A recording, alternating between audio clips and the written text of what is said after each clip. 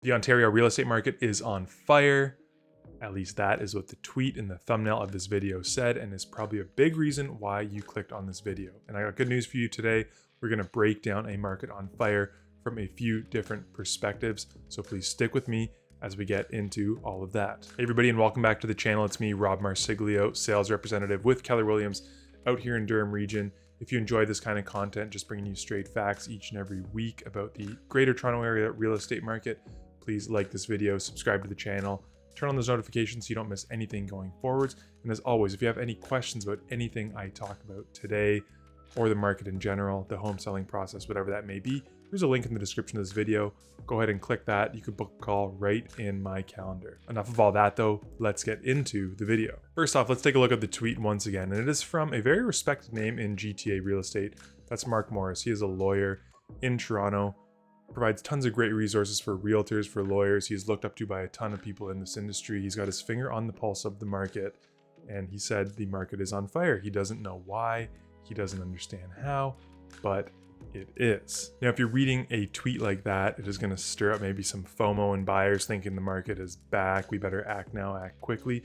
But I wanted to pump the brakes for everybody like we always do on this channel and take a look at what the stats are actually telling us from a few different perspectives. So a market on fire, in my opinion, refers to offers. First of all, offer activity is up, leading to sales activity that has increased, leading to prices that are increasing. So let's take a look at all three of those components in the numbers. First off is a chart that I've been updating regularly on this channel and bringing to you, and that's the offers per new listing in Toronto. So I have it broken down by the freehold and the condo markets.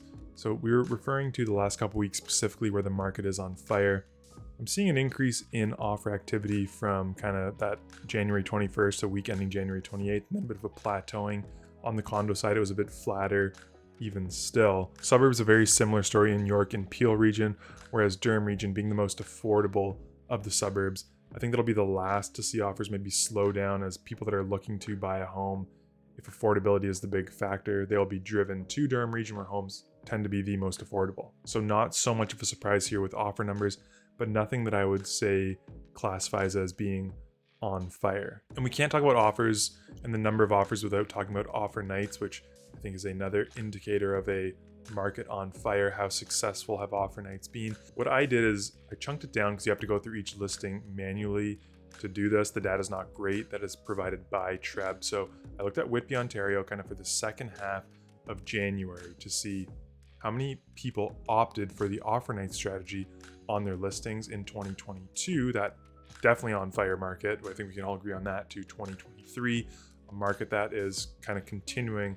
on the decline that we saw since early last year. What I found was of 79 new listings from January 15th to the 31st, only 19 of those people opted for the offer night strategy. Of those 19 people, 12 sold successfully on their offer night. Now, if you rewind back to 2022, that same time frame, there are 104 new listings, 86 people opted to go offer night strategy of those new listings, and of those 86, 79 sold successfully. So those are the signs of a market on fire, much more so than what you're seeing right now. So that's offers handled. Now let's jump into offers, what they lead to, and that is sales, to kind of see if we have an indication here of where is this market on fire that the tweet alludes to. I want to look at sales in three different ways. First being the 30-day rate of sales. So each of these points represents how many sales occurred the previous 30 days. So it is a rate of sales, and you can see that from the low that we experienced, which I have listed right across the top here for each region. We have about doubled in each market segment the rate of sales that we are seeing. But with the exception of the kind of Toronto condo market, which is getting back to maybe your numbers that you were seeing in early December, so maybe the same rate of sales as November, everything else is pretty suppressed still relative to the rest of the year. Like we haven't gotten back up to Q2, Q3 levels of sales even in the rate of sales currently. But okay, if you did look at this in a vacuum, just chopping off kind of where were we at rate of sales midway through January versus midway through February, yes, the market is relatively on fire. If we pull back even further though and compare the first week of February 2023 to what we saw in February of 2022, that's where the numbers are going to look like they have really for the past 11, almost 12 months since we've seen this big slowdown in sales, where sales totals are down anywhere from 36.5% being the low in the Toronto freehold market, the Toronto condo market experiencing the biggest slowdown in sales from last year to this year, a big 57.4% slowdown. So depending on how far you look back relative to where we are now, the market could appear to either be on fire or whatever the opposite of on fire is, being doused. I don't know.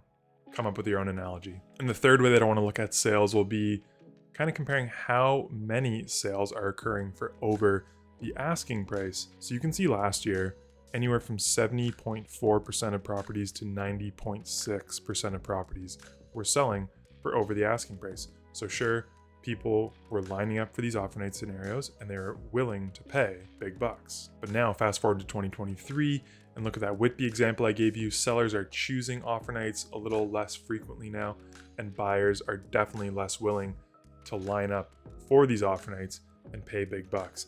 You can see it just this past week ending February 11th that we've kind of capped out so far with reported sales at 36.7% of them being sold for over the asking price.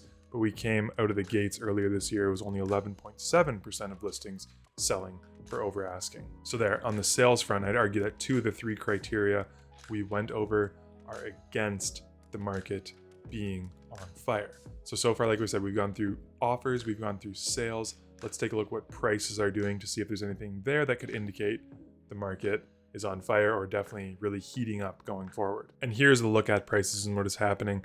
We've really documented quite well the fall from February of 2022 to around July across all market segments. And it's been, like we said, relatively flat since then.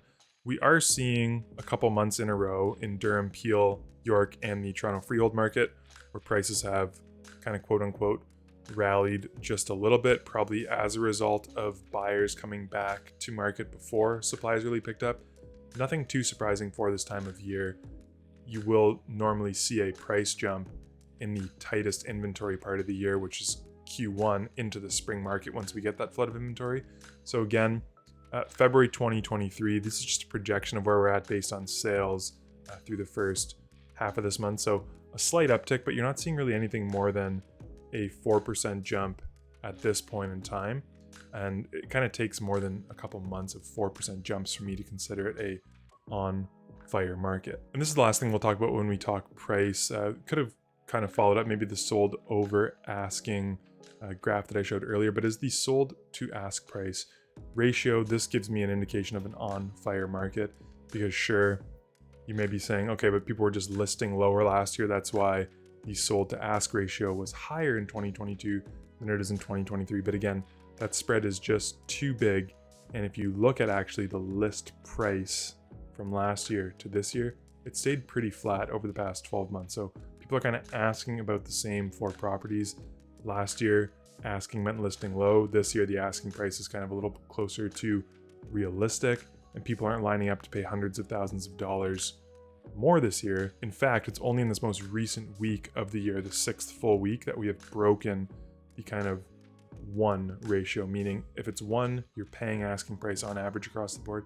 We've kind of just broken that at 1.006. Not many signs of this on fire market. So I think based on the things I just broke down, you know my answer to the question, is it true that the market is on fire in the GTA specifically? I think the answer is no, it's not true. There has been a little bit of a pickup right now, but we need to see this sustain for some time before I call anything on fire. Once again, let's wait until March. Around March break is when we usually see a big influx of listings in the GTA. Let's wait until then to make a call as to what is happening with the market. There's going to be so many things happening between now and then, between rate announcements, inflation prints, all these sorts of things are going to affect affordability up here, will affect our housing market. Just way too many variables for me to say that the housing market is on fire. So again, all the respect in the world for Mark, but I'm going to have to humbly disagree in terms of what my data is showing me. I don't think we have a market on fire. I hope you enjoyed the content today. If you did, please like the video, subscribe to the channel. I do things like this each and every week, try and cover something fresh with an objective point of view, bringing you all of the data, and turn those notifications on so you don't miss anything. Until we speak again next time, please stay safe and cheers. Hey there, I really appreciate you watching this video all the way to the end. If you enjoyed it, I've got another video for you right here on the screen. And, you know, while you're here, maybe just click on my face, subscribe to. I don't want you to miss anything going forward.